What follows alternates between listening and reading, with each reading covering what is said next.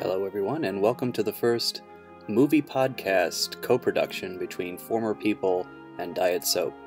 I am one of your hosts today, Stephen Mihalkov, one of the co-founding editors of Former People. I'll be joined today by my co-editors C. Derek Varn and Douglas Lane, and our first episode will be concerning Tarkovsky's Solaris, a film somewhere between science fiction, religion, and everything else in between you'd like. And so, let's get started. I was reminded of an exchange between Tarkovsky and Stan Brakhage at the Telluride Film Festival in '83. Well, Tarkovsky was, made to endure a Stan Brakhage showing. He showed some of his films and at the festival, and Tarkovsky just couldn't keep quiet during it. He just kept railing against what he was watching.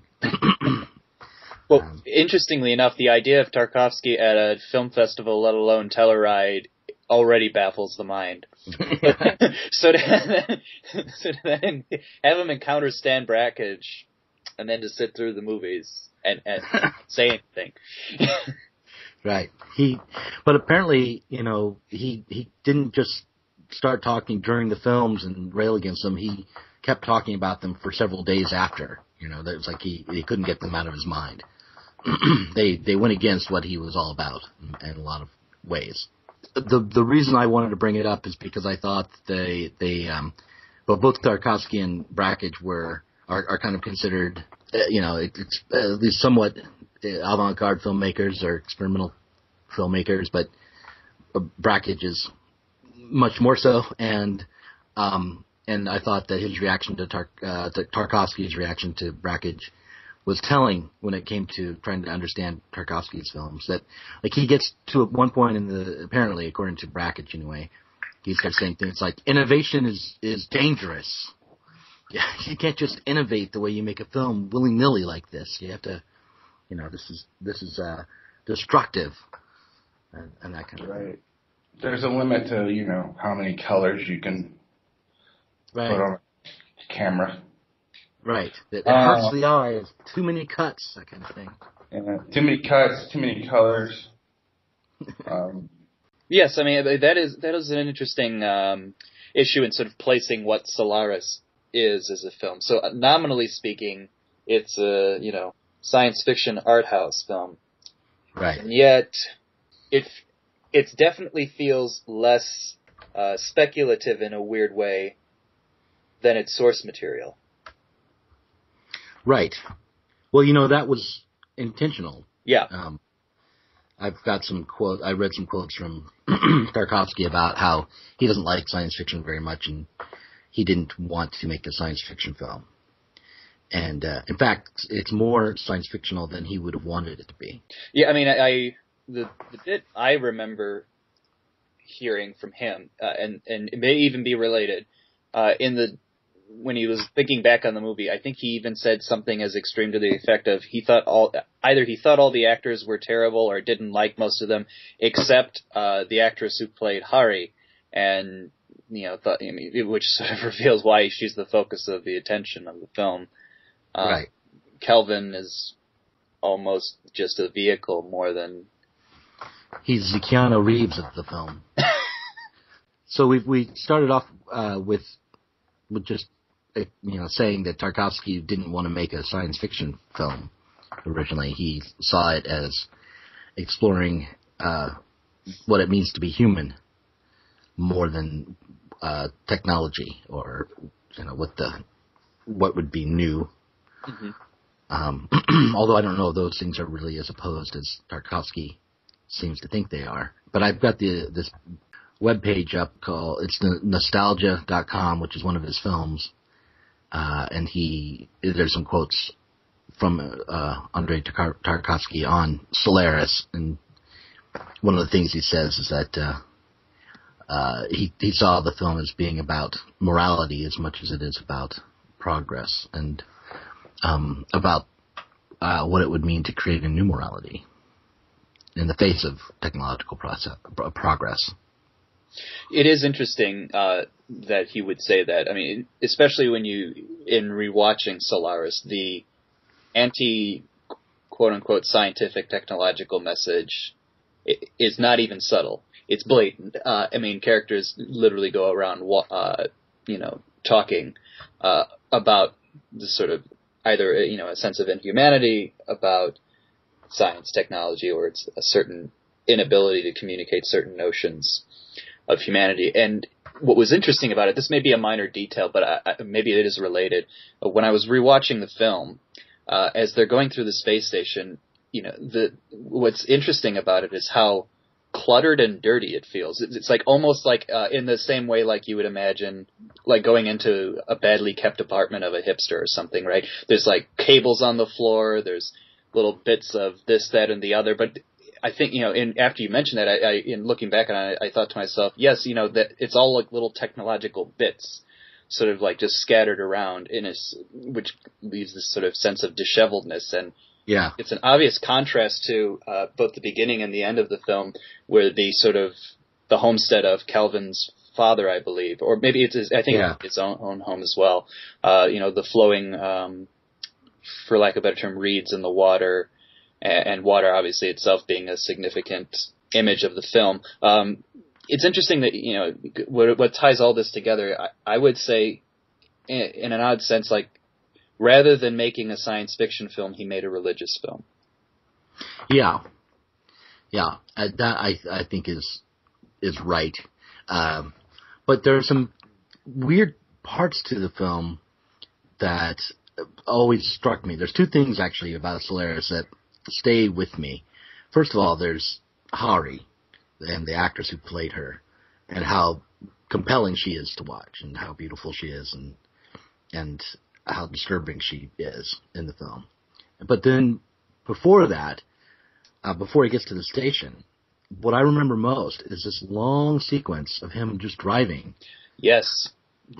On the interstate, I guess, or it's a portion of Japan actually where that was filmed. I forget the exact name of the city, but yeah, exactly. What's interesting, and maybe this is apocryphal, I maybe read it somewhere. That comes at about. Would you say that comes about maybe like 20 to 30 minutes into the film? Yeah. Yeah. What's interesting, I think Tarkovsky said this. I hope it's true. He says he almost to the point where he intentionally makes the first 20 or 30 minutes of his films boring, so that people will get frustrated and leave. And then at that 20-minute mark, he does something very interesting for the sake of those who had the will to stay through. Right. Well, I mean, that seems kind of perverse, don't you think? Why do that? Why punish your audience that way? It's interesting. Like let's start from the premise that if this is a religious film, maybe, and I think not history, but his background sort of justifies this. If this is a religious film, he is probably a religious filmmaker and probably an aesthete. By that I mean an aesthete as you would imagine. It's sort of like a religious sense, a sort of you take on certain burdens willingly as a means of achieving some sort of greater end or illumination. And if that's I think that may very well be the case, where like rather than have a pure titillation, shall we say, or a pleasuring of the senses, there's a certain demand for work on the part of Tarkovsky and the viewer. So in a way, this is a sort of that sort of quote unquote boredom section might be a trial by fire. In a way, it's like if you pay attention and go through this and you're willing to sit through it, you are going to get something later. Right. I guess I'll turn the question on you. Why would anyone want to do that? Well, I guess that would. Your explanation is convincing, or relatively convincing to me. I think the other thing I just wonder about is if it has to do with his relationship to technology. He has said in an interview that he didn't want this film is the anti-2001 in his mind. Mm-hmm. Because in 2001, a lot of emphasis is put on the technology and getting that right, and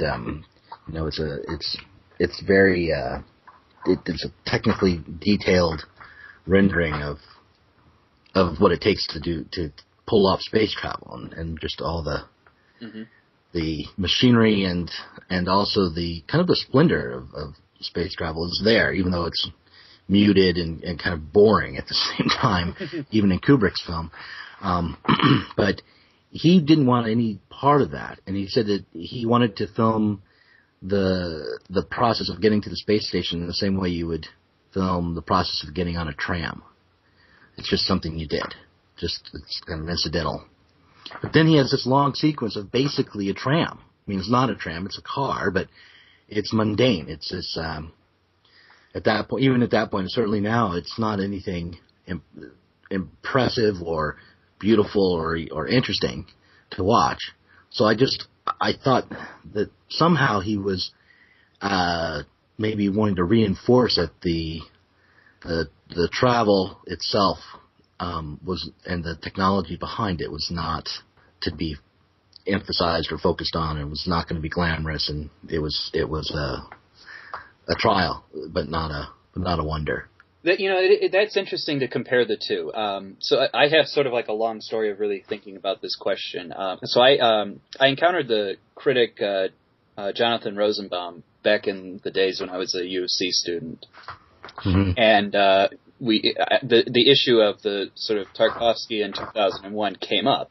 And he was sort of opposed to this idea of setting them in contrast together. He thought that was sort of like a Cold War sort of type of advertising for the film. Thought it didn't mean much. But then I basically mentioned to him, to his face, the quote that you mentioned to me, and he just sort of like went, "Oh, okay," and then sort of walked away and like preferred not to have listened to me. But I think that does sort of raise some interesting questions there in that. Thinking back on 2001 in my mind is a film in which the central character is mankind as such. And the narrative is about the progression of man by means of this sort of metaphoric obelisk, jumping forward in some form of human development. So, you go from not knowing how to make tools, you learn how to make tools, so obviously everything between learning how to make the first tool and the encounter with another sentient life form is basically one step. You can compress it all. And it's like the progress then is from the humanity from one, sort of form of existence to a higher form of existence, which in my mind makes the meaning of the Star Child pretty comprehensible in that narrative. So again, like if Tarkovsky is the anti-2001, what does that then mean? In a way, Stanley Kubrick's film would probably I would argue is fairly optimistic, largely in the sense that there is sort of almost teleological progress going on. Man is evolving to a higher and higher state. The mechanism by which he does that, sort of metaphorically represented by the obelisk and sort of visualized on screen, is science, is technology. It's that ability to sort of spawn, a new form of existence through that mechanism. Whereas Tarkovsky, and I think rightly says, it's much more conservative in the sense that his conception of humanity is almost looking backwards, and it's something which the film sort of suggests needs to be protected against this development that you may get through Stanley Kubrick's 2001. Now, whether or not he read 2001 that way, I don't know, but I do feel pretty comfortable with the idea that he was anxious about this development, and it sort of manifests itself as his again, the emphasis on Hari in the Solaris story as opposed to Lem's book, which is more about the difficulty in communicating between two life forms and how it can develop in very wearisome ways. And I'm sorry, go ahead. I was just going to say, I want to read something that from this website that Tarkovsky says that maybe will illustrate or support what you're saying. He says, I think the point is that humanity at each stage of its, let's call it technological development, must fight against a kind of spiritual entropy, dispersion of moral values. On the one hand, it tries to liberate itself from all morality. On the other, it tries to create one. This dilemma becomes a source both in individual lives and in the life of society in general, of unusually dramatically charged situations. This dramatic liberation and at the same time the search for the spiritual ideal will last until humanity achieves a stage of development where it will be able to dedicate itself solely to moral problems, a stage at which man will attain absolute external freedom. Let's call it social freedom, where he won't have to worry about his daily bread anymore, about a roof over his head, about securing his child's future or his children's future, where he will be able to go deep inside himself and with the same energy he previously devoted to external freedom. For me, what happened on the space station between Hari and Kelvin is simply a question of man's relation toward his own conscience. And I think that's absolutely apparent in the film. This is an inward-looking story. So, I mean, and in fact, like, it raises the whole question of what Hari really, in some sense, is. I mean, I think the film is fairly explicit that she is a manifestation of this sort of reflection of Kelvin's consciousness in some way. But that it raises the question, like, why is this sort of conscious entity, the planet Solaris, creating her? And what is sort of Kelvin really discovering from that? I mean, in like the book, you do definitely get the sense that the planet is attempting some form of communication, whereas in Tarkovsky, it's almost like the planet feels at the very least a little more than a mechanism for allowing him to have an internal conversation. Yeah, well, in Tarkovsky's movie, the planet reacts, I kind of think, in the same way that your unconscious mind might react to you. You know, it brings forward things from your unconscious, but without, it doesn't have, there's no intentionality, no consciousness of its own. You know, it's purely kind of an unconscious mechanism. Yeah, I mean, I think that is fair. So, I mean, it's not even just like what he thinks about when he thinks about his wife. It's what he doesn't know he's thinking about his wife when he thinks about right. Her. Yeah, exactly. It's all the things that he won't let himself think about or that he can't think about his wife as well, brought into reality, but without any kind of intentionality. I mean, it's not like if the planet was really trying to communicate, it might analyze his unconscious and then and react like a therapist or a psychoanalyst or something and bring him something that will help him understand not only himself but also this other consciousness, right? Mm-hmm. And be a way of communicating. I mean, an example where that happens is not such a great film, but Contact. You have a character who goes into, kind of becomes a star child or travels to meet an alien species. Whether she travels physically or just mentally, it's not clear to me. I don't remember, but she ends up having to talk to her father. And it's her father and her understanding of her father that she's talking about. But there's also this alien presence there, too, that's using all of her memories and all of her feelings to try to talk to her about something that has nothing to do with any of that. Mm-hmm. And that's just not there at all in Solaris. And it makes Solaris, I think, a much better picture, much better movie, because something truly alien wouldn't have the kind of agency that we think of as agency, maybe, you know? Or at least that's how we conceive of the alien, is almost without an agency. Yeah, it's true. It's almost as if I think in the film there is an acknowledgement of some form of consciousness on the planet, but it's almost like an unknown object. I mean, like, yes, we'll nominally say it has consciousness, but we know so little about what it is. It's effectively just like a phenomenon more than anything else. But I think the closest the planet does get to actually almost acting in that role of the therapist is the ending itself, right? I mean, it provides, even though I think the phrase is kind of childish, I'll say to the listeners, spoiler alert. The end of the film, the land formations are growing on the planet right at the time when Snout, which is I think it's the Polish equivalent for snow, which is what the character's name should have been, speaking to Chris, and basically the question of whether or not to come back to Earth comes up. Chris goes into what appears at first to be, the Earth to his old home. Sort of an element of surrealism comes in. It's raining inside his house, not outside. We fade away, and it's basically it's one of the islands on Solaris. So it's sort of like one raises the question: like, did the planet, in some sense, give Chris a space to live in a sort of form of the Earth,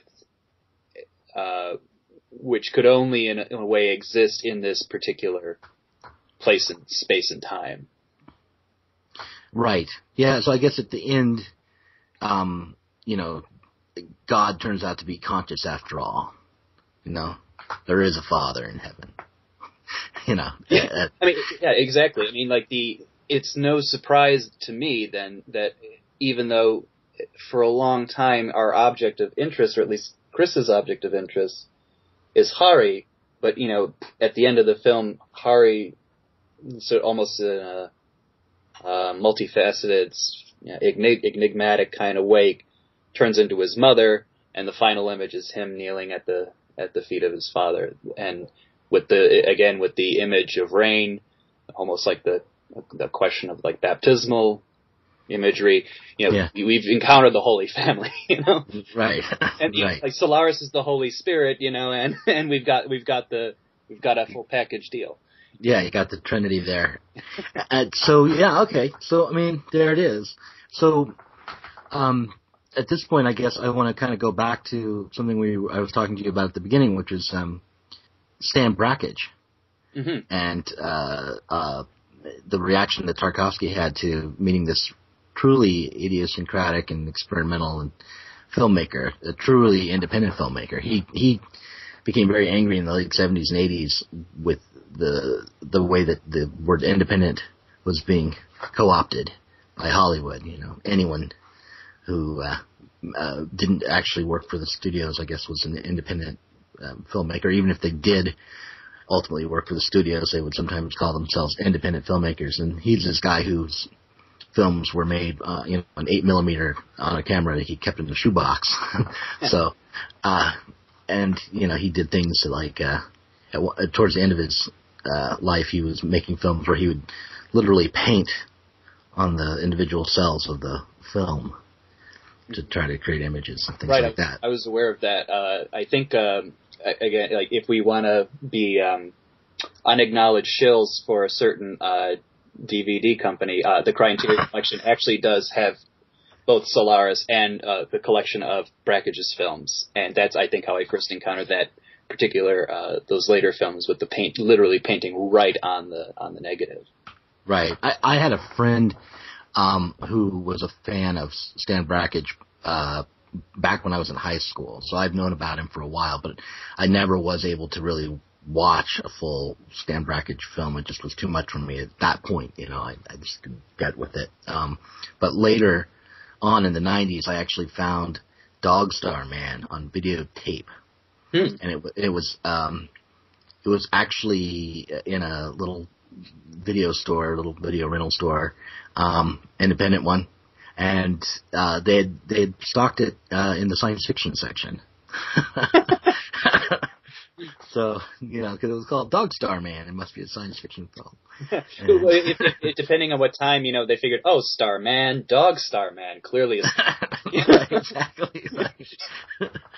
So I got it, but I knew what it was, but I just imagined someone, deciding to check out Dog Star Man, getting it home, plopping that in the getting his popcorn out, thinking he was going to watch some Star Trek-like or Starman-like film, and watching this thing in 8mm with, jump cuts and all silent, and, it's just the shot of a tree again and again and again and again. It's just like, what am I watching?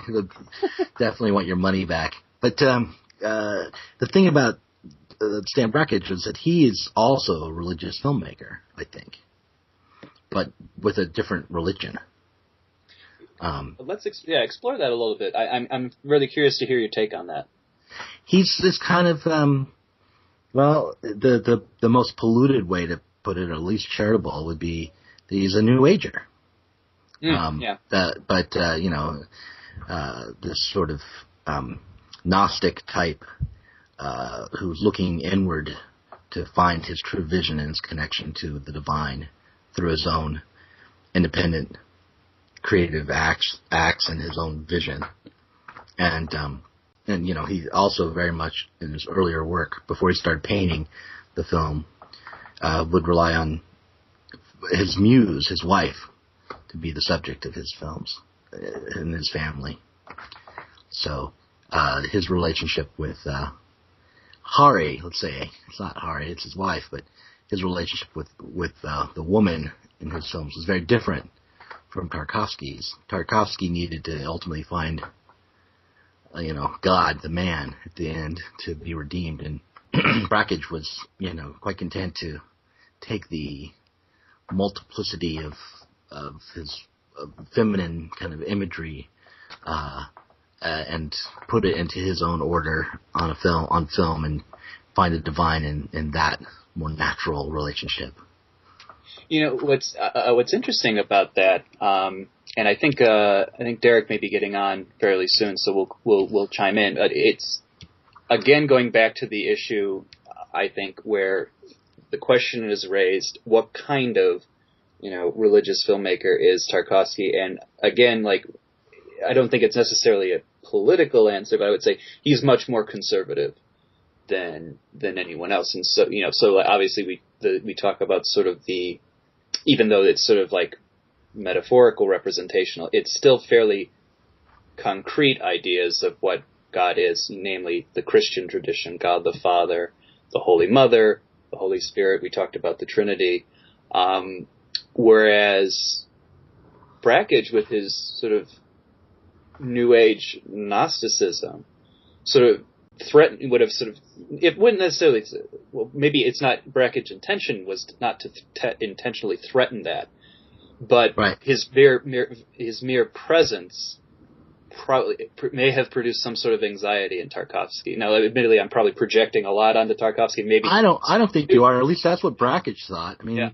Brakhage. There's an interview with Brakhage where he talks about this, and he definitely thought that that not only in the end, not only did Brakhage say that Tarkovsky, watching his films, you know, that Tarkovsky was very anxious and angry and was railing against his movies, but also that he was told that probably Brakhage's work would influence Tarkovsky, and that it was maybe a productive encounter and a productive anxiety for Tarkovsky. I don't know if you can find it in any future work after 83 or what. Tarkovsky's dead, I think, by 86, I want to say. So. Yeah. So, but in any case, he if he had lived, or if he had, he was definitely shaken and influenced by his encounter with Brakhage. Right. I would not be surprised if that were true. I mean, at the very least, if Tarkovsky wasn't in a position, by virtue of how long he lived, to sort of make that comparison, we at least have the opportunity to do so for him, right? Yeah.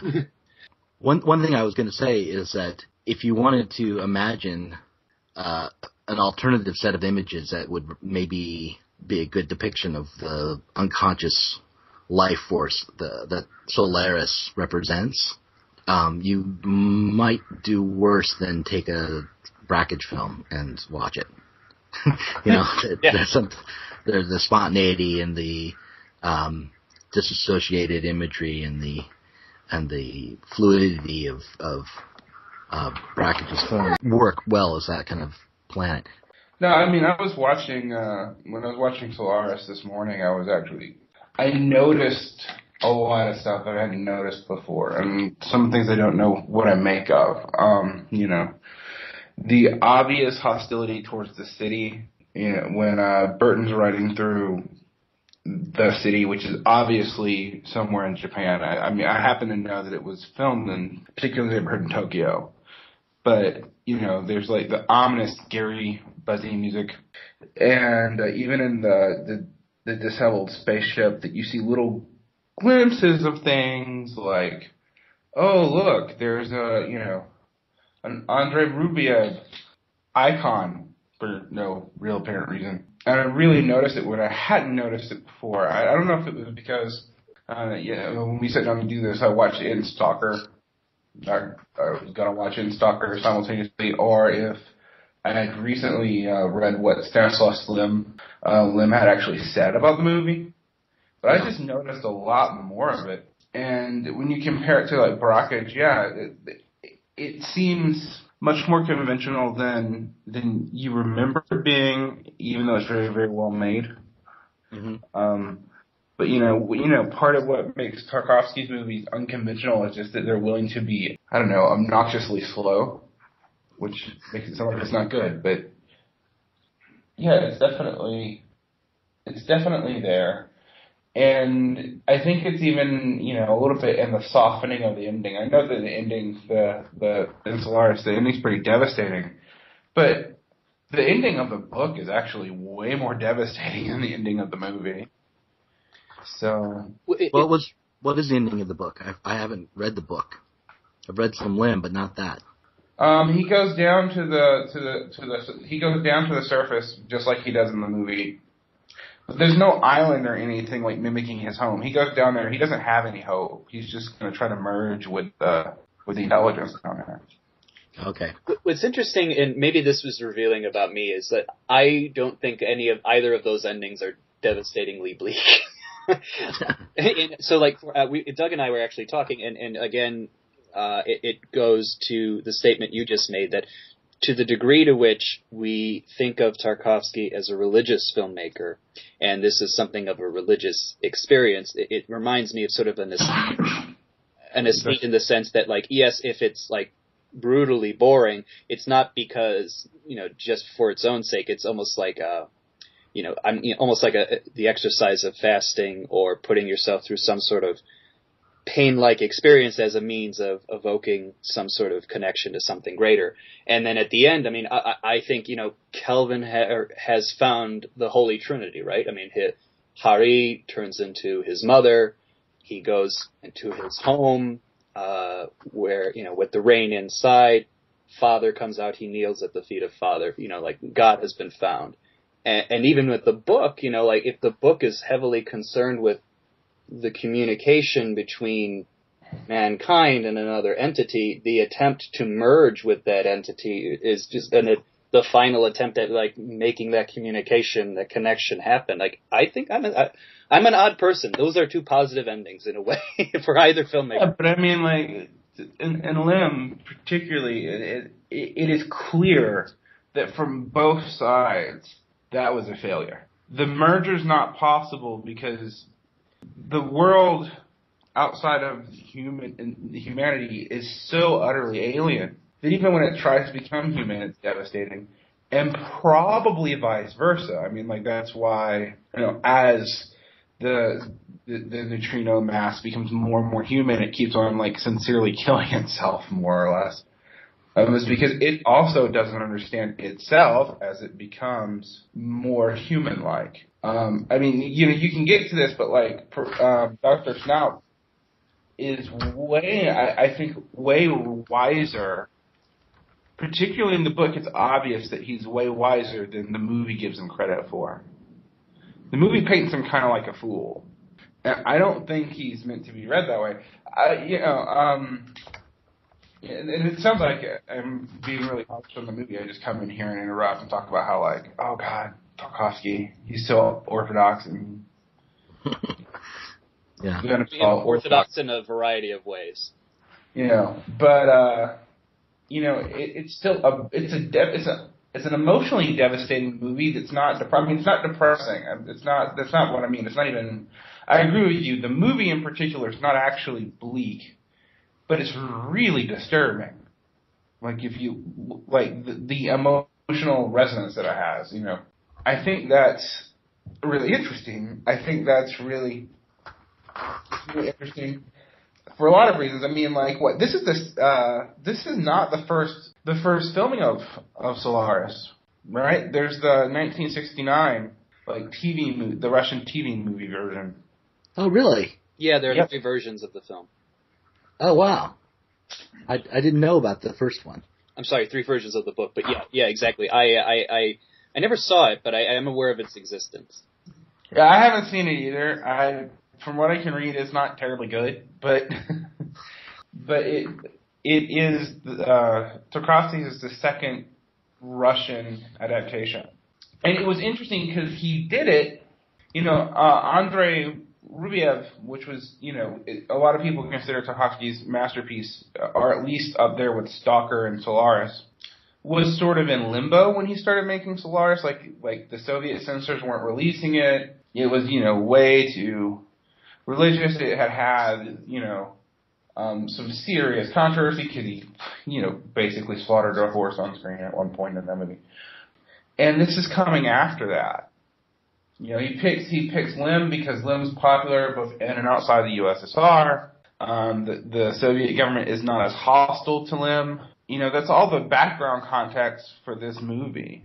So that's really interesting. And Lim, if you like, I was reading, I actually found what Lim wrote about the movie, and he seemed to say it was a brilliant film, but it was basically Dostoevsky, not Lim. Well, right. Well, yes. Actually, again, if you have this little clip is on the Criterion Blu-ray of it. They do have an excerpt of not just Lem talking about the film, but also Czesław Miłosz talking about it. And again, a very interesting dynamic. Miłosz really loved the book, really was interested of the sort of the interaction between the humanity, human consciousness, and then this unknown consciousness, and his responses. And then Tarkovsky made it Russian, and by that he meant like he really layered on thick the religious imagery.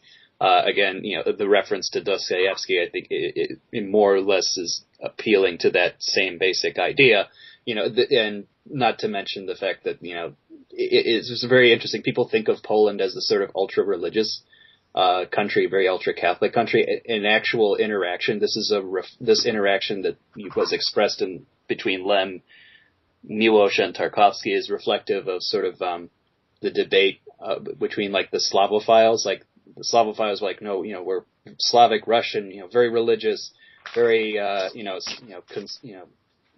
conservative manifestations of humanity. The Poles, they're just, they're freaking Catholics, which means that they're not religious at all. They're not concerned about this, that, or the other. They're really the West trying to encroach upon us. It's funny how that sort of dialogue sort of reproduces itself in the way they think about how this film and this book, relate to each other. Yeah, it's interesting. I mean, Tarkovsky's an odd man to deal with in that regard, because obviously he wasn't, totally shunned by the Soviet censors, right? I mean, like, these movies wouldn't exist. But he's obviously pulling from. I almost feel like what he does would make more sense coming out of Russia now than it did in 1971. You know what I mean? Well, that raises the question as to what extent has Tarkovsky's aesthetic created the contemporary Russian aesthetic? That would be way presumptuous, since I think both are basically it's Eastern Orthodox Christianity. I mean, I was just thinking about how the way images are used emblematically and iconically in Tarkovsky, and particularly in this movie. Like, the reason why they linger is to let some of their oddness and otherworldliness really hit you, or to let the worldliness hit you. I mean, you think about that first 45 minutes of the movie, where you have Kelvin at his, I believe that's his dad's house, and there's also Burton there. And there's just long, lingering scenes. Like, the first scene is like on a stream. You're watching a stream go over, and then you have, the black and white scenes from the trial, I think, when they're talking to Burton too about a younger Burton, about what he saw in the baby and the 4-meter baby and all that. Yeah. And then you have the Tokyo avant-garde music part. Right. Well, the boring highway is what I would call it. Yeah, I mean, like, I was still trying to figure out what's the significance of it, of the, the city obviously being some sort of Asian city, and not, I mean, like, it could at first be China, but we're talking China 1970. China doesn't look like that, so it's obviously Tokyo. Yeah. It is. What's the significance of that? There's got to be something. Well, we were thinking about this again, to the degree to which, again, Tarkovsky is a religious filmmaker. Again, in the film, what I think you really pick up is the anti-technological, anti-science message, even to the point where, again, like the clutter around the station is just bits of technological equipment and wiring scattered about almost like trash. I mean, it's like literally interfering with the landscape. And compare that against, the homestead at the beginning. It's just sort of the pristineness of Earth and the sort of old ways of existence. Like the Tokyo, it's not Tokyo. I think I forget what the name of the city is. It is a portion of like urban Japan. I mean, that is just. It starts with an A, and it's actually a very specific neighborhood in Tokyo. But anyway, because I was like, where in Japan is that? And why is that in this movie? And how far away are they? Well, in a way, it's. Again, I think you mentioned it obliquely. The cityscape in a way is a conscious landscape, much as the oceans of Solaris, albeit differently, the different emphasis. Right. But it's just as disturbing as the oceans of Solaris. Like I was thinking about the way this movie uses ambient music. It's very like. That music makes me think for a second, is Burton's car just going to blow up? And Stalker uses a similar, music is very key in a lot of Tarkovsky. Stalker has a very interesting sequence where the music takes over, well, many sequences where music takes over. So interesting. Like, Doug, what do you think about that? Like, what role is music playing here? Oh, I don't know. I've been a while since I watched bits of it, but I didn't listen carefully to the music. I'm sitting here thinking about how influenced I am by just a few critics, and one, Zizek. So I'm sitting here waiting for a moment to say, hey, do you know what Zizek says about Solaris? But have you heard what Zizek said about this movie? Have you Hang on, let me set that up, Doug. Hey, Doug, Zizek said something interesting. So screw this music stuff, whatever you guys were babbling about. Let me talk about Zizek. Well, he says that he wants to talk about Hari and how she represents. Well, first of all, for him, the whole movie is about sexuality and the failure of sexual relationship. This Lacanian notion that there's no such thing as a sexual relationship, and the failure of communication between humanity and the planet is the same as the failure of a sexual relationship between a man and a woman. And then Hari comes in as the woman who is not, or who has no identity outside the fantasy of the man. And he has this whole kind of Lacanian critique and explanation of the movie. But I just want to ask, what do you guys think about the way women and nature are both represented in the film, and what the relationship is, and maybe tying it back to the cityscape, where the cityscape sits in that spectrum, because it's not because the technology and all of that, that's all man's attempt to have this relationship. That's all this masculine kind of penetrating scientific imagery, and whereas the flowing river and then the planet, and that's the feminine side, what we're trying to communicate with and try to do something with. It's the relationship between the perception, the conscious mind, and the real objective world is kind of the same kind of thing. So anyway, I'm just babbling now, but do you guys have a thought about Tarkovsky's thoughts on what's feminine and on nature? Well, if I really want to be a cruel bastard, in a way, Tarkovsky is manifesting a couple of tropes. It's like, women are either like Madonnas or whores, right? The Hari, in many ways, in terms of Kelvin's reaction to her, is, the reaction of almost like to yes, she's his wife, he loves her, but there's a certain emphasis of like the Holy Mother again going on in this, whereas the other men on the station really are I mean, more than just skeptical of this entity, which is sorry. I mean, it's almost aggressively against her, you know. Yeah, I mean, they tried to convince. At one point, they tried to convince Kelvin to perform an autopsy on her while she's still alive. Right. Sort of like thrown off out of hand. Although there's a big difference between Snout and Solaris. You know, I think you could write. You know, if I was writing an essay, it would be fascinating to try to document the different ways the three men interact. But one thing that we know, at least for Solaris, is that the ocean does not manifest as a female for him, mm-hmm. right?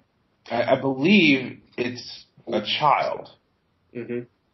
And while we can talk about the Holy Mother stuff, and there's the image of the mother, there's obviously the stepmother, you know, who's crying for Kelvin at one point, but you don't really understand why. There's there's a scene at the beginning of the movie. Is that his mother or his aunt who's there watching the film of the hearing where they're discussing? I think that's his father's second wife. Right. Okay. So she comes in. There's a couple of things she does which are incidental, but which are interesting, and speak to gender politics to me. She, after they watch the old film, she comes in and says, "So where are people going to sleep? Are you going to have them right next door to you? You want them to be upstairs? What room are people going to be in?" And her husband is like, "You and your rooms can wait. There's something going on that's much bigger than that right now." And he kind of pushes her aside. And then she goes out and she helps a little boy kind of overcome his fear of the horse in the stable. So she's constantly kind of focused on the details of the moment, and the kind of lived moment that they're in, rather than any kind of conceptual or intellectual problem that they might be facing. The only time you really see something different is when she starts crying when Kelvin is burning his research before he takes off. Right. Because, and that scene, I've thought about this scene for a long time, because there are flashbacks to Kelvin burning stuff at different points in his life, while he's on Solaris too. But she's crying there, and she also notices a picture of the mother, the first wife. And then in that final dream sequence before he goes off, what we assume when he goes off into the ocean, he also mentions that he doesn't remember his mother's older face anymore. Right, it's a younger woman as the mother, yes. Yeah, because the mother, it's the mother. It's so we don't know how she died. We know that she must have. We don't. So there's all these relationships to women, and there's all these also relationships to children. There's the boy who the woman who we think is the stepmother who helps with the horse, who has this very intense relationship to Burton. We know that Burton had met an orphan child. We don't know if that child is that orphan or his child. We know that they have an intense relationship though, because during the creepy car scene in Super Japan, that child's got his head on Burton's shoulders, in a very almost maternal way. You would normally see children snuggle with a mother. He's snuggling with Burton, so like a father, but Burton's not looking at him. Burton's staring off disgruntled into the city. Mm-hmm. And so there's also all these weird implied relationships to children, and these children aren't defined. Well, I just look at that and I say, look, the child on the planet's surface, a 4-meter infant on the planet's surface, is slick, like it was just born. He says it's like a newborn child, even though it's a more developed child than that. And the children, I don't know, I just think it seems like children represent family to me. And again, it goes back to, but they're successful. having the children's relationship with the women, from what we see in the movie, with the exception of that first one, they're just not there. Like when Calvin has these memories of Harry and his mother, I don't see those. You don't really see those women interacting with children in a way that you expect them to at all. They both like his, what he remembers of his mother is like her frowning, smoking a cigarette, watching, himself and his father, I think, from far away. You don't see any memories of Hari interacting with children either. And the only time you get her acting like she's dealing with children is actually when she's dealing with Kelvin, when Kelvin's obviously losing his shit after Snout's birthday. And then she drinks liquid nitrogen. Liquid oxygen. I thought it was okay. But anyway, something that freezes her insides, and so when she returns, she has that crackly awfulness. Right. Well, I mean, but this is about a failure to connect with the other and create a life.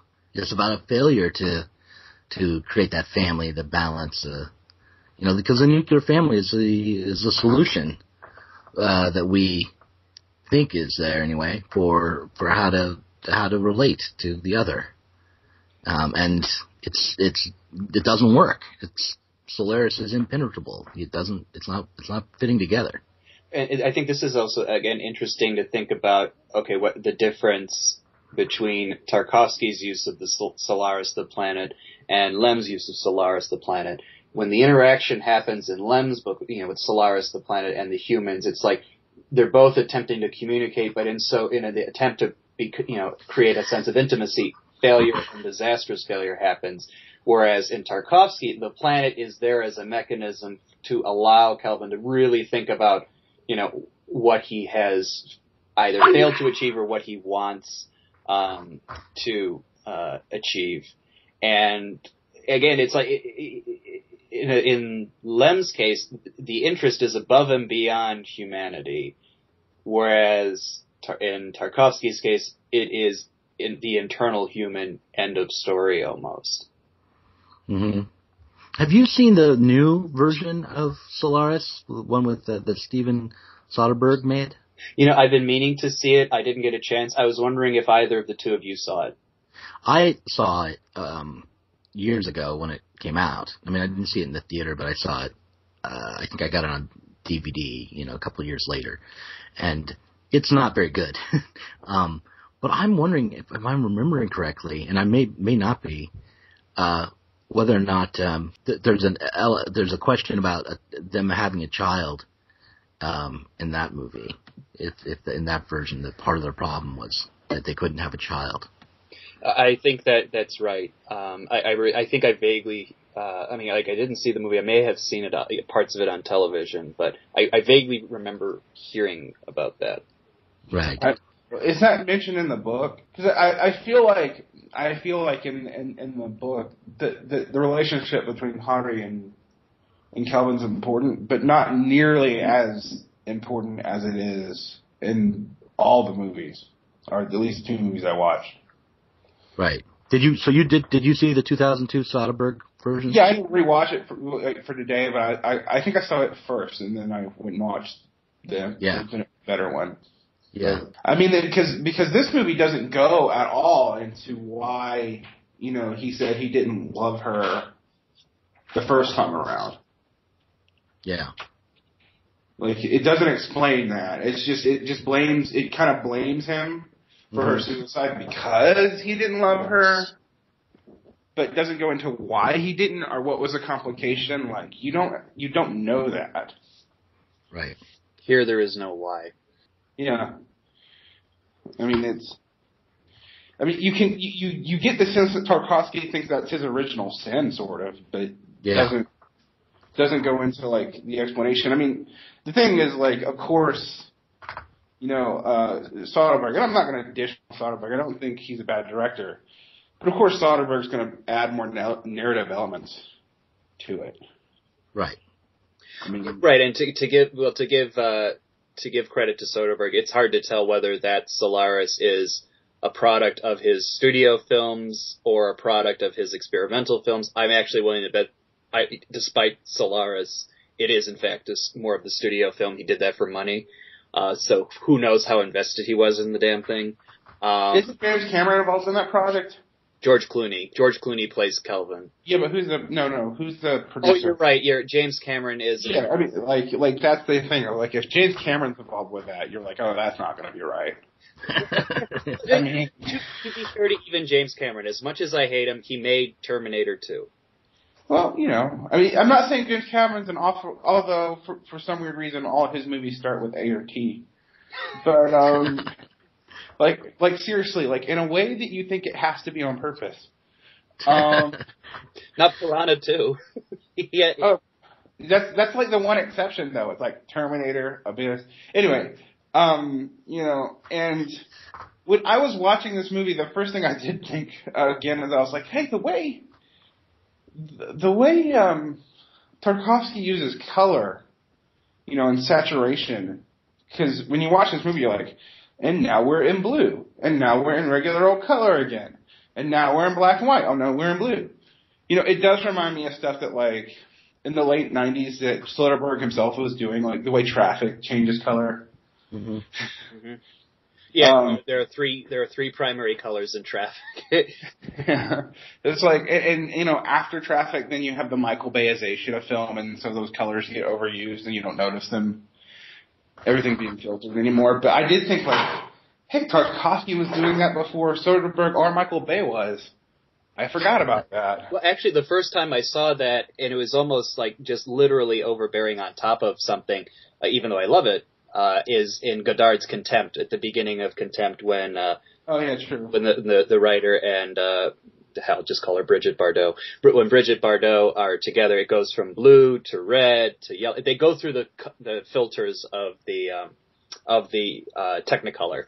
I think he's specifically trying to emphasize, oh, this is a Technicolor film. Look, there's red, there's yellow, there's blue. But I don't feel like Tarkovsky's doing that. And no, I mean, in fact, what I did, let's get into that, because like the visual imagery is really overwhelming in the film, and the images for me which really stand out above and beyond the images in the space station, the images of the planet, it's really, the quote-unquote images of the home. So the plants in the water, which I think is actually references in Lars von Trier's Antichrist. There's plenty of Tarkovsky references in that film. And also like any credit for anything. But well, no, I was just simply saying it's there. I mean, you can hate Lars von Trier all you want, but I mean, so do I. I mean, but and I will continue to do so. Thank you.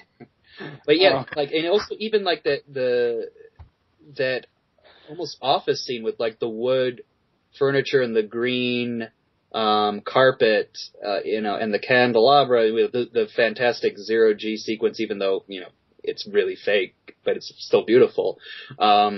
Yeah, and like, why would they put candelabras when they're doing the zero G, and why doesn't it catch anything on fire when you have fire just floating?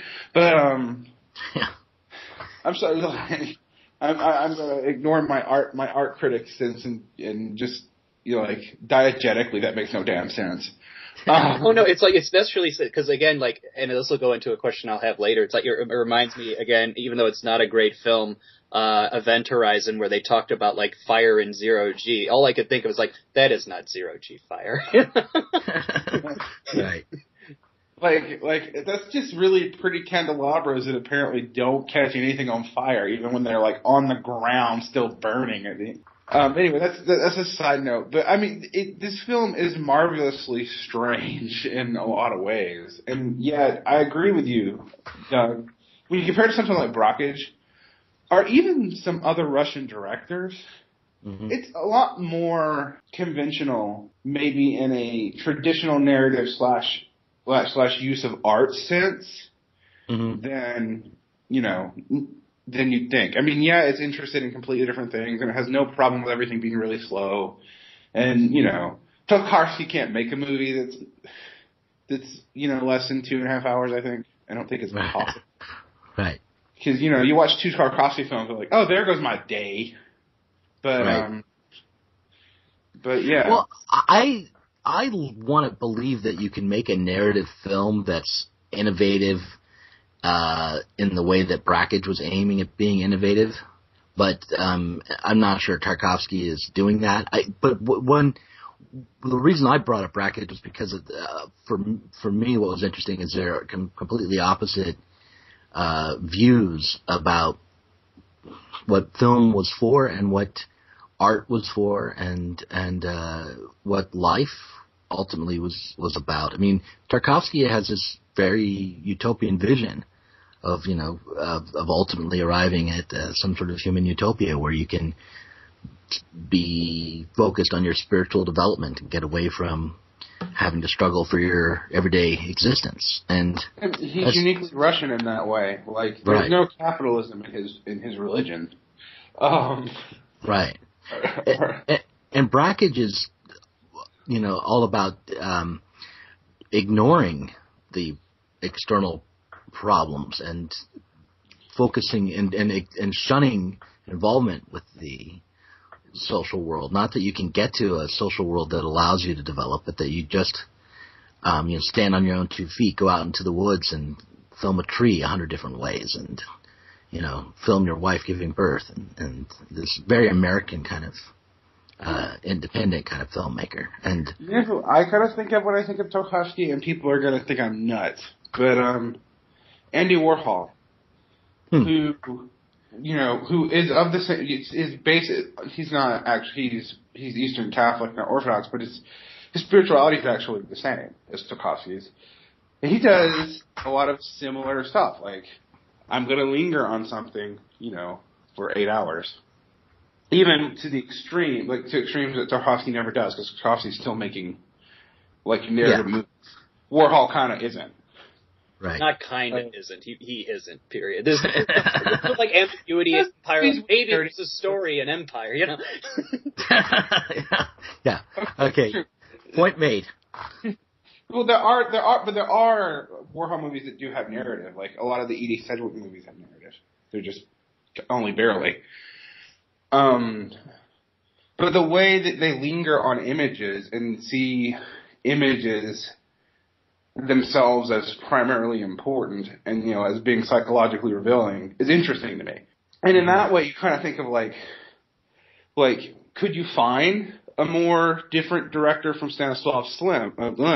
I don't think images are super important in any of Lem's work. It's highly philosophical, psychological sci-fi, but it's not images don't do anything. Well, let's stay with that for a moment.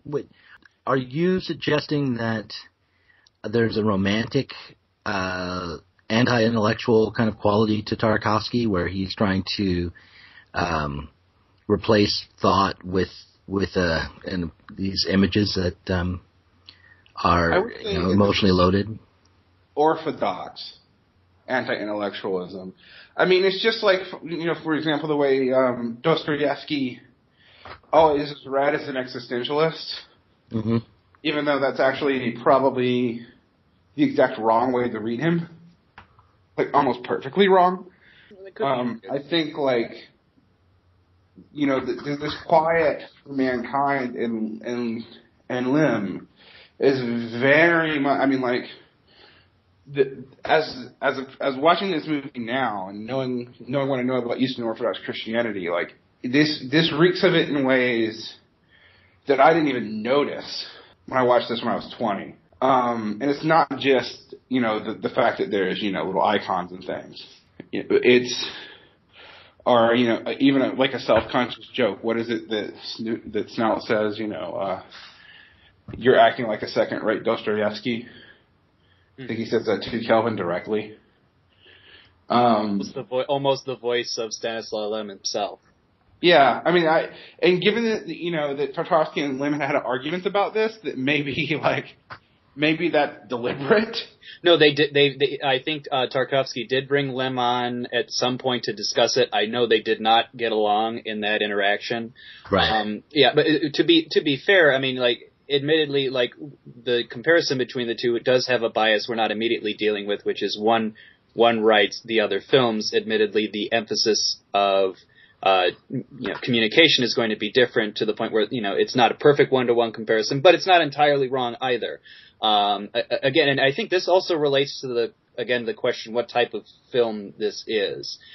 So nominally, it is a science fiction film by virtue of its subject matter, but in a way, and again, this is, former people has a dog in this fight based on our interests of, what we like to, to publish. It certainly doesn't fit comfortably in that, does it? I would say it fits very comfortably if you want to say, oh, this is a religious movie. It's like, okay, that's fine. Easy peasy Japanesey. But again, do we feel comfortable saying this is a science fiction film?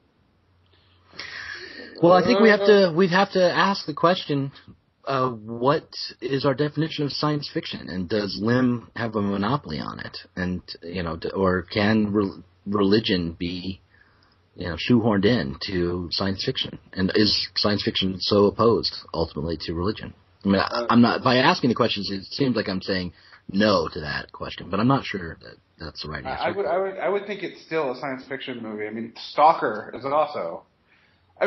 Stalker in a way, again, it's an adaptation of a book, another science fiction book.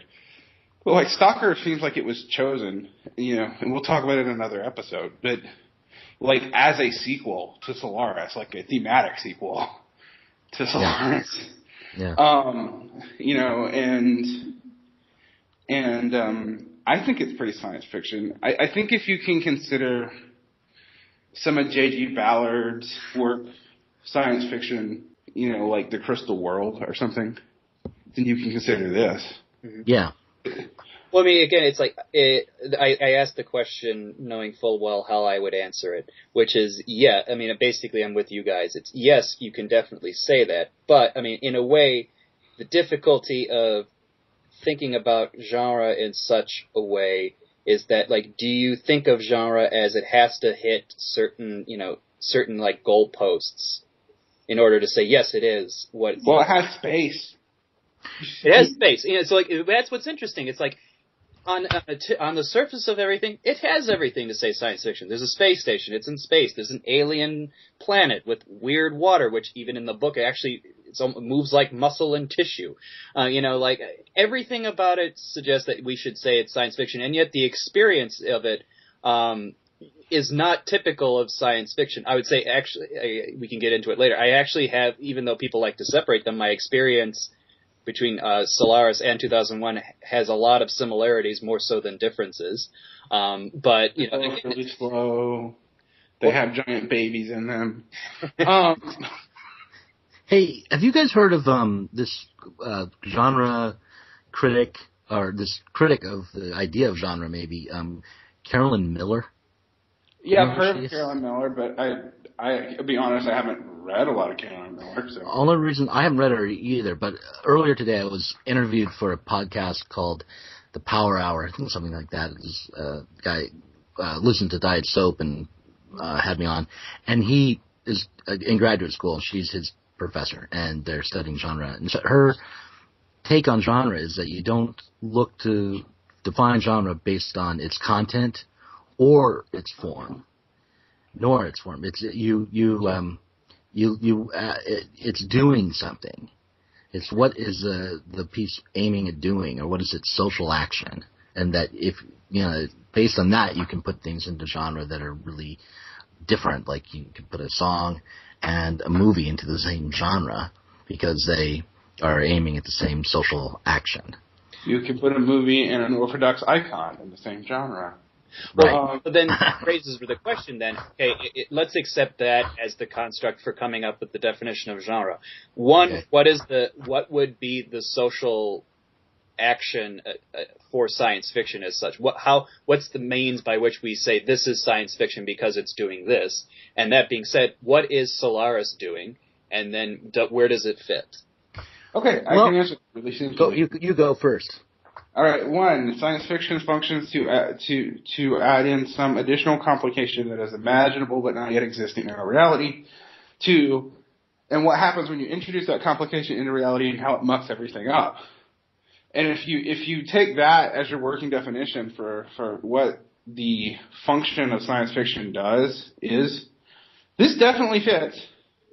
Well, in a way, actually, if that's your definition of science fiction, weirdly, like, I feel like Star Trek in its idealized form wouldn't fit. Because Star Trek, I mean, yes, there is conflict, but it's not about, like, introducing something that mucks things up. In a way, I mean, if anything, it's like, it's introducing something that sets things right. Right. Well, by fix up, I don't mean messes up society. Like, it could fix it, too. Okay. There's a critic, a Korean-American critic, who wrote a book called Do Metaphors Dream of Literal Sheep, which sets out to come up with a critical theory of the narratology of science fiction. And she puts things in science fiction that even I am like, what?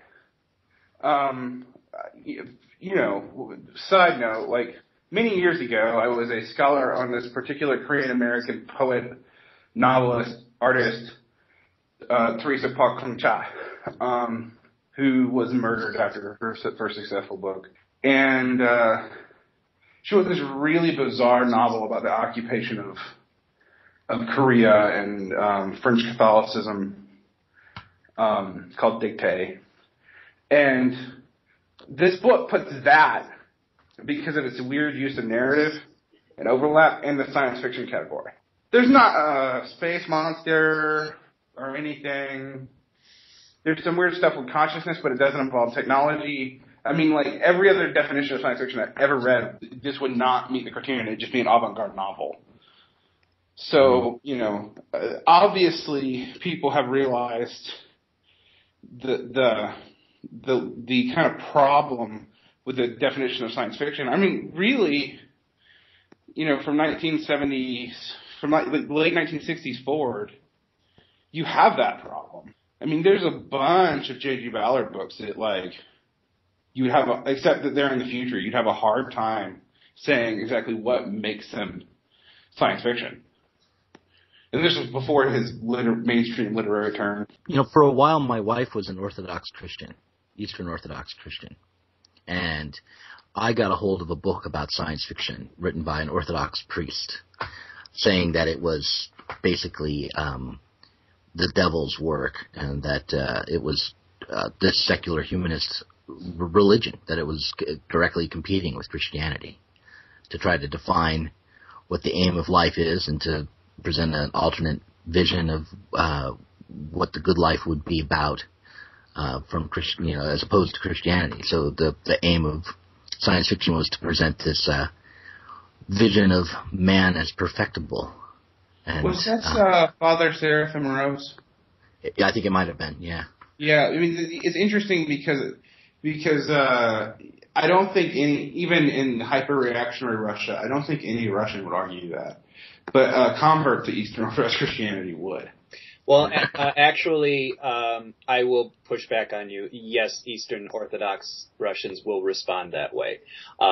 They respond basically, to the degree to which your fiction posits, technology as a sort of catalyst for some sort of improvement, they will take issue with it. Especially the more Orthodox Russians. So, like, to the extent to which you can actually talk to an old believer, they will have that reaction. Yeah, true. But I mean, like, if the old believer they're like the non-Protestant version of the Amish.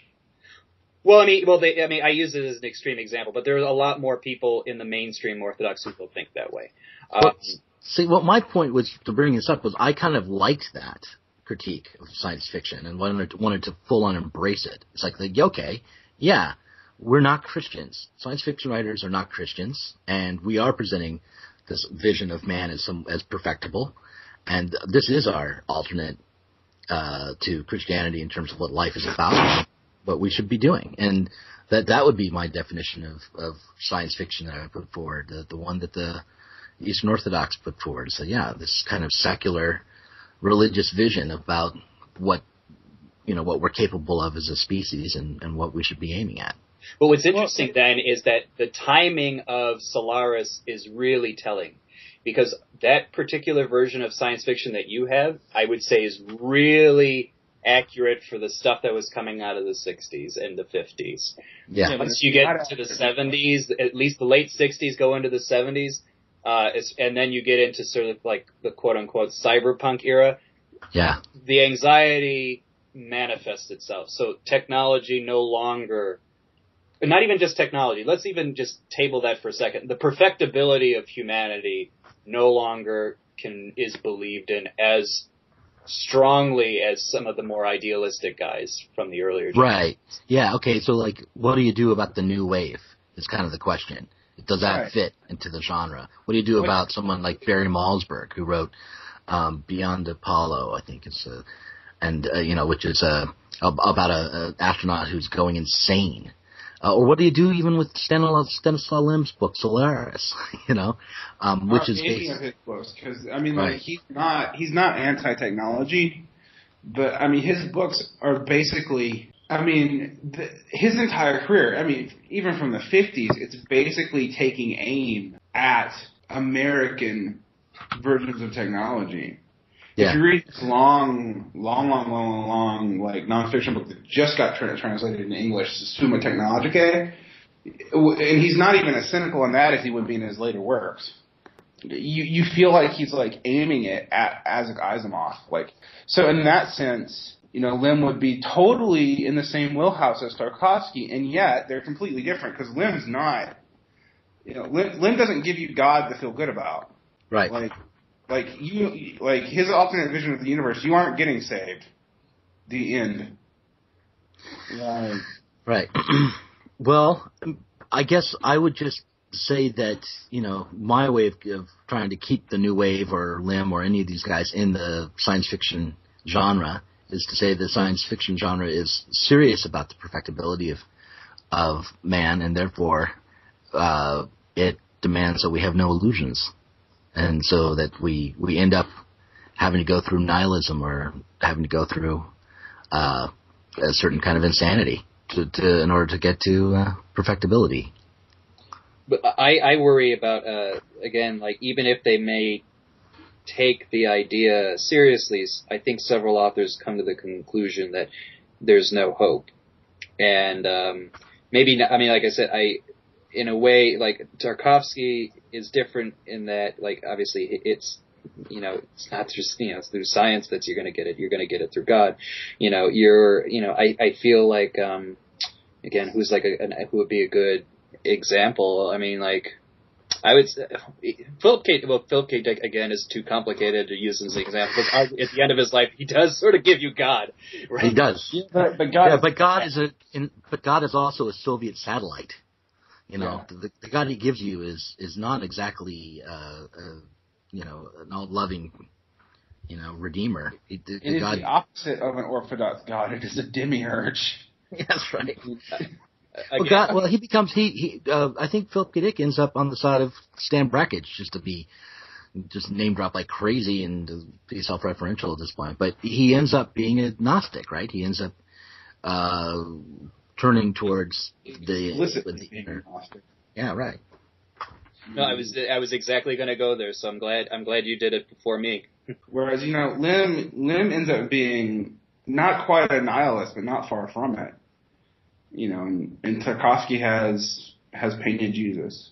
So it's interesting. You could throw other authors out there from this time period who also sort of mess up your criterion. We mentioned Ballard a lot, but he's not the only one. Right. Well, arguably, William Burroughs can be thought of in some ways as writing something like science fiction at times. Right. Interzone. Yeah, that's pretty. There you go. I've been published in Interzone magazine, which is a science fiction magazine in Britain. So there you go. And all of these people have reactions to things. The other thing that we're not talking about here, but that both Lim and Tarkovsky, even though they're coming from completely different ends, have a skepticism about the Soviet Union. Mm-hmm. Lim's partly like in dialogue with with Isaac Asimov, but he's also partly in dialogue with Stalin, and that's not to be missed because Stalin's whole thing is like man is perfectible and we can do it with science, even though the science we're going to use is completely bullshit. Right. And Lim's like, you're going to do something. Well, the way you've expressed it reminds me then, it's really even not so much, it seems like the critique then is, and this throws a lot of things up in the air, the critique is with the Enlightenment project ultimately. Yeah. Yeah, although Lynn still thinks the Enlightenment's worth having, and Tarkovsky probably doesn't. Like, I don't know. Can you really say that? Because, Tarkovsky at least espouses this vision of social perfectibility. Yeah, but he does it like social perfectibility from the intermediation of grace, which is like the same social perfectibility that one finds in the feudal system. Like, why does the feudal system work? Because God's grace comes down and everybody has a role and everybody's happy. Right. We tend to forget, people had utopian notions before modern society. And Tarkovsky's weird because he's sort of got one leg in one world and one leg in the other. The context of the Soviet Union is really important, but also just, I think as a human being, why does he keep making these really religious sci-fi movies? He makes Andrew Rubia, but he doesn't make a whole lot of other, his more religious movies aren't directly about religion. Yeah. Well, it's also even in America, even Star Trek is an example of this. You can get away with a lot more commentary through science fiction because I don't know why. Apparently, people find it's difficult to see, Star Trek, with the aliens with blackface on the right side versus blackface on the left side. It's it's science fiction. I can't tell what he's doing. Right. The commentary. Right. Yeah. We can't be obvious at all, but. Well, would you guys say that one of the things that former people will have to grapple with is, as it goes forward, is the paradox or the contradiction between, the need or the need for some sort of religious sensibility and the desire for an enlightenment kind of approach to life? I think it manifests in a couple of the things we've published, to be perfectly blunt. Say that again? I said I think it's whether or not the authors intended this directly, I think it manifests in a number of the stories we've published and even in a couple that I think we will be publishing as well. Yeah. Mm-hmm. And a lot of the poetry, too. Maybe that's just me. Not to talk about my own poetry on a podcast about movies, but my own sensibility, you have to know religion, sadly, maybe for my reading audience, and maybe why I don't have much of one, to get a lot of what I'm talking about, even though, I'm a dyed-in-the-wool super materialist, Right. So, maybe more than either of you are, which is saying something. Well, I don't know. You gotta watch for me, because I'm not. You're probably secretly a Gnostic, and. Yeah. Gotta watch me. But I've joked with Steven, I'm the most religious hyper atheist I know, other than the new atheist. That's a completely different religion. Right. But I think Tarkovsky sort of is interesting in that he's grappling in that space, where we have Andrew Rublev, icons in space, but we don't really acknowledge them as being there. Mm-hmm. The camera acknowledges them, but none of the people do. And I think that's kind of his attitude towards it is, the spirituality is always going to be there. But you don't name yourself after former people if you have an ambiguous relationship to spirituality. Right. Well, I just thought it might be a good thing to say outright, for this first podcast, that's going to be a recurring theme, I think. I think so. I think, when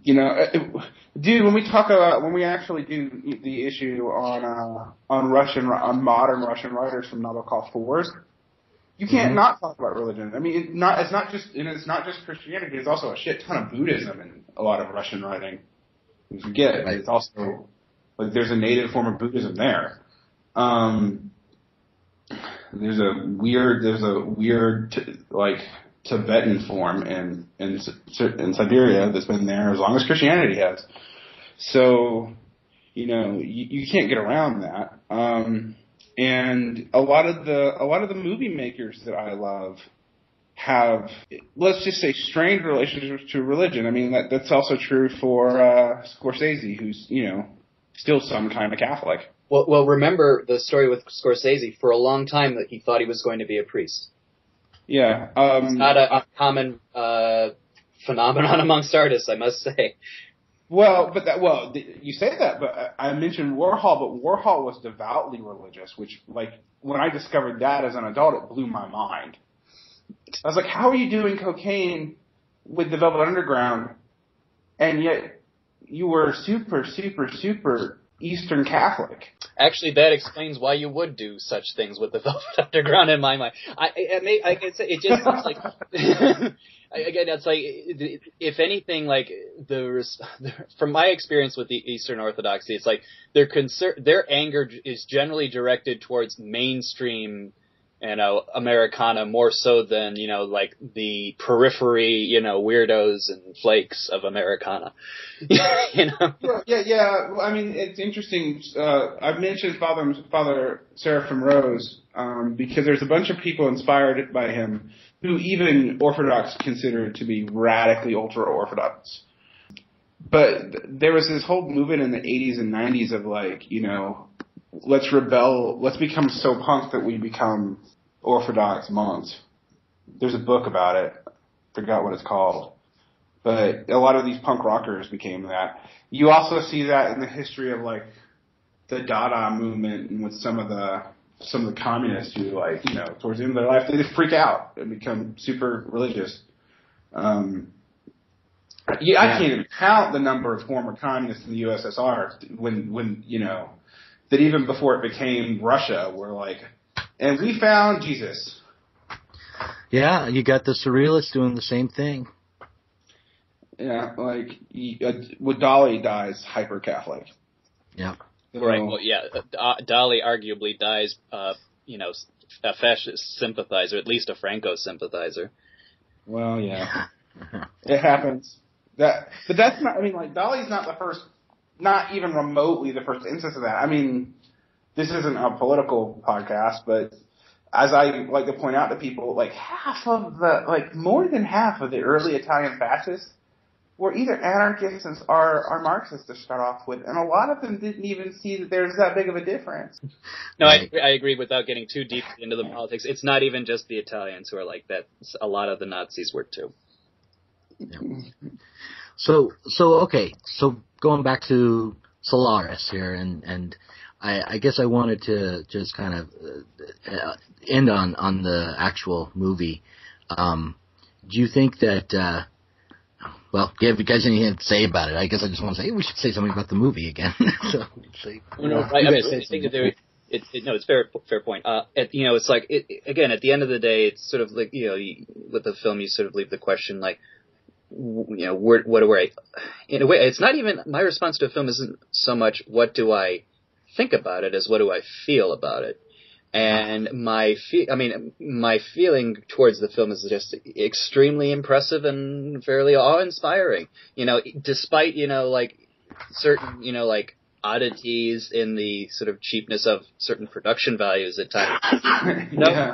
Russia didn't have a special effects budget, really, apparently. Yeah. But it's emotionally overwhelming at times. I mean, how many people can claim to have achieved that? Yeah.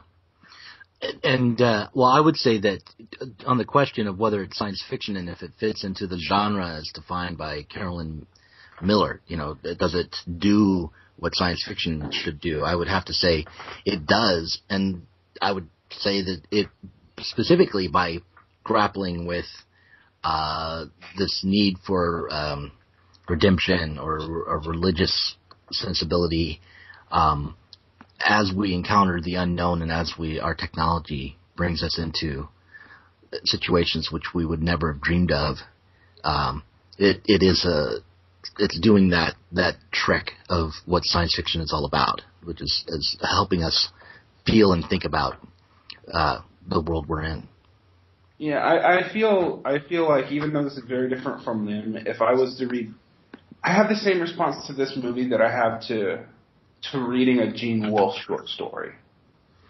You guys know Gene Wolfe, right? Very so. Also, a sci-fi / fantasy / horror writer, also hyper-religious. Right. Lives outside Chicago, by the way. But every time I read one of his books, I like the entire world that I experience seems a little bit weirder to me, like for at least a day. And, I'm just more aware of things, and they seem stranger. And I feel like it's the same whenever I watch a Tarkovsky film, particularly Solaris, is at least for 2 hours afterwards, I'm not just emotionally overwhelmed, like, I'm looking at the world in a slightly skewed way. And so whatever problems I might have with it, it's definitely an effective movie.